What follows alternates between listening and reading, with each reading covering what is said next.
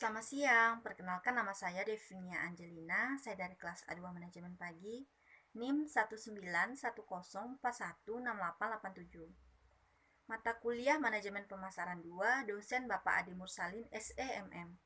Nah, baiklah, di sini saya akan berpidato dan judul pidato saya mengenai pemasaran di era digital. Yang pertama, kita masuk ke dalam apa itu marketing 4.0.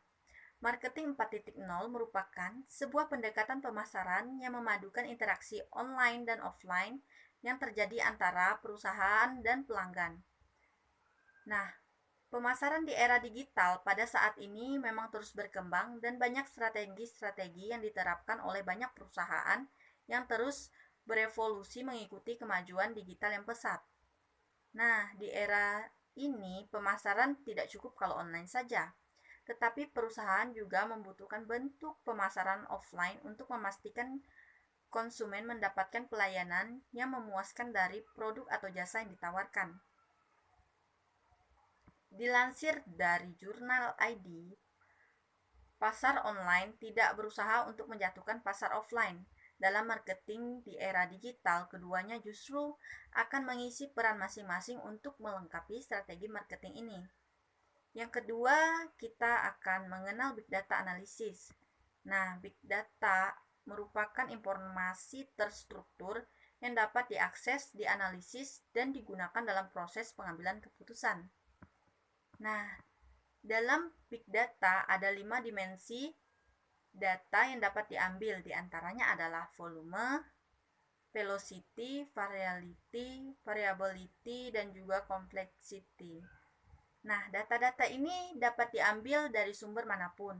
Data-data seperti tren sosial media, transaksi finansial, email, video, dan audio, misalnya dapat diambil dari internet.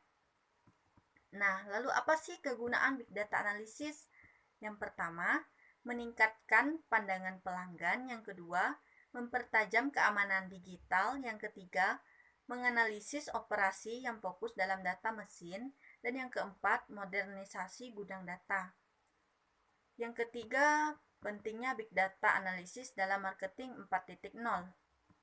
Dengan adanya 5 dimensi data dan juga kegunaan dari Big Data Analysis, dapat disimpulkan bahwa Big Data Analysis sangat penting dalam strategi marketing.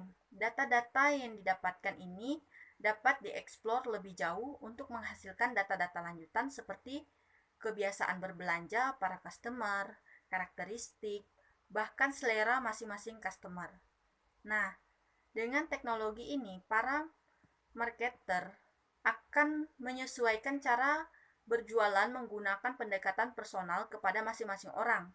Tentunya sesuai dengan kebiasaan belanja atau selera dari orang yang disasar. Nah, dari sinilah akan terlihat bahwa bentuk offline seperti pendekatan personal masih sangat diperlukan untuk mendapatkan pelanggan yang loyal. Dalam jurnal marketing 4.0 dikatakan bahwa Big Data membantu melengkapi marketing 4.0 dan membangun relasi dengan pelanggan. Promosi yang dilakukan bisa mengandalkan data perilaku dan kebiasaan belanja pelanggan. Tentunya hal ini akan memudahkan para marketer menciptakan pengalaman belanja yang lebih personal untuk pelanggan. Nah, selain itu, Big Data juga bisa menyempurnakan siklus feedback dari pelanggan ke penyedia, produsen, atau jasa. Yang keempat, kita akan membahas apa itu 5A. Yang pertama ada aware. Dalam hal ini, audiens sudah tahu mengenai brand atau produk yang dijual. Nah, mereka sudah sadar akan ekstensi sebuah brand atau produk yang dijual lewat media tradisional seperti brosur, iklan di televisi, atau spanduk di jalan raya. Mudahnya, tahap ini dapat disingkat menjadi I knew. Yang kedua ada tahap avail. Dalam tahap ini, audiens sudah mulai merasa tertarik nih dengan produk yang dijual.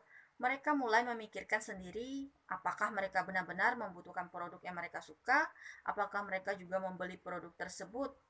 Singkatnya, tahap ini dapat disingkat menjadi I like. Terus tahap yang ketiga ada ask.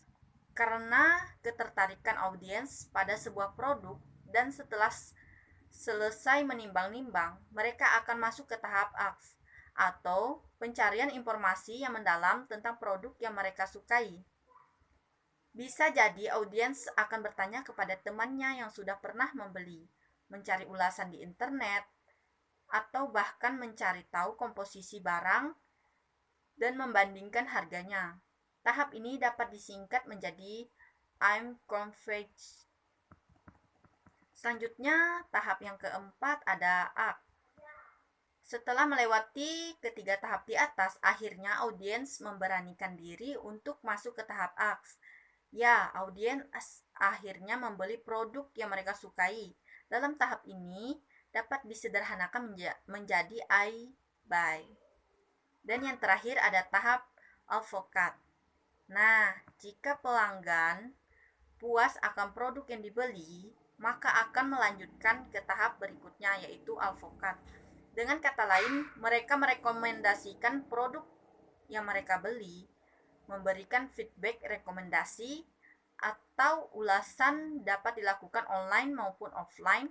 Tahap ini dapat disingkat menjadi I recommend. Sekian video saya ucapkan terima kasih.